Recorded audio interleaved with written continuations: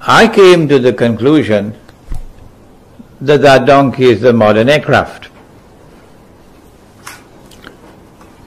But the Salafi insist on waiting for the flying donkey.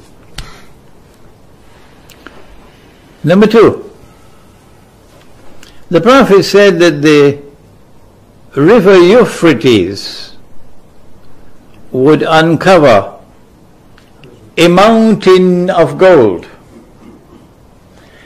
And then the prophecy goes on, but we will not mention the rest of the prophecy.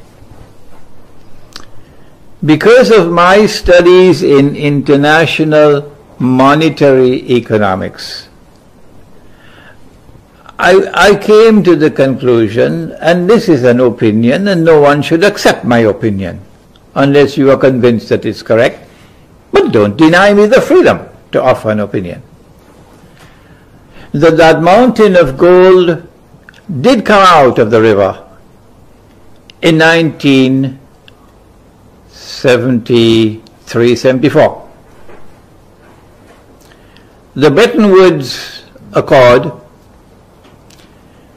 had given us a fig leaf of integrity for the US dollar.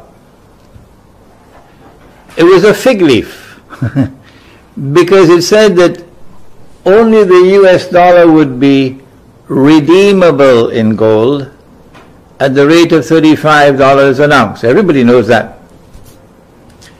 But only governments or central banks could redeem their dollars. And so we did not exist, the people who have to use the money.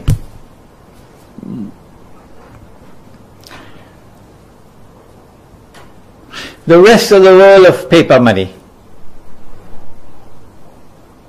had no fig leaf.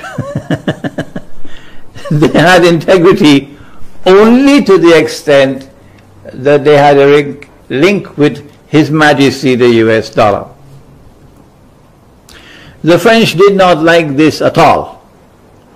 And General Charles de Gaulle, and may God bless him for his integrity and his courage, stood up in the French National Assembly in the mid-1960s and denounced the monetary system as unjust. The only one to do so. And then the Zionists came after him, and he was finished. But what France was doing was testing the system by demanding gold for dollars from time to time, until Richard Nixon came to the conclusion that now the game is up.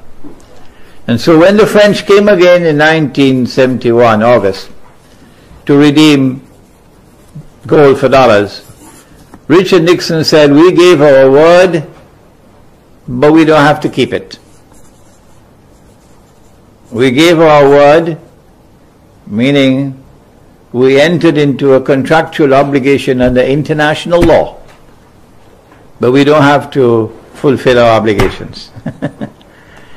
International relations is based on pacta sunt servanda. The treaty obligations must be honored. And that's the first verse of Surah Al-Ma'idah. And so he took Bretton Woods and he tore it up. And between 1971 and 1973, the US dollar was in no man's land. But France lacked a de Gaulle to exploit the moment for shaking up the monetary system. And they got away. No voice was heard in the world of Islam between 71 and 73. Nobody challenged it. Nobody. And so they got away. And they had time to plan the 1973 war between Israel and the Arabs, and they were on both sides of the war to ensure that it will come to an honorable draw. They knew that Faisal was going to impose a oil boycott. He had been warning and warning and warning. They knew it was going to come. And they prepared for it. And so as soon as the war began, the oil boycott emerged. And the result of the oil boycott was that the US dollar lost 400% of its value.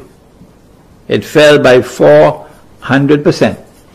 And the price of oil rose from $3 a barrel to $12. And the Arabs were being flooded with wealth like never before. It was at that time that Kissinger made his move in 1970, early 74. And Kissinger went to Faisal and said, let's make a deal. And on Judgment Day I want to look at the video. You become fabulously wealthy. This is peanuts that you're getting now. And he was truthful, he was correct. The price of oil is going to rise and rise and rise and rise and rise, and you're going to be flooded with wealth as never before. There's only one thing you have to do. And to our great sadness and pain and shame, Faisal agreed to it, because it was haram. It was religiously prohibited. He agreed to restrict the sale of oil for payments in only US dollars.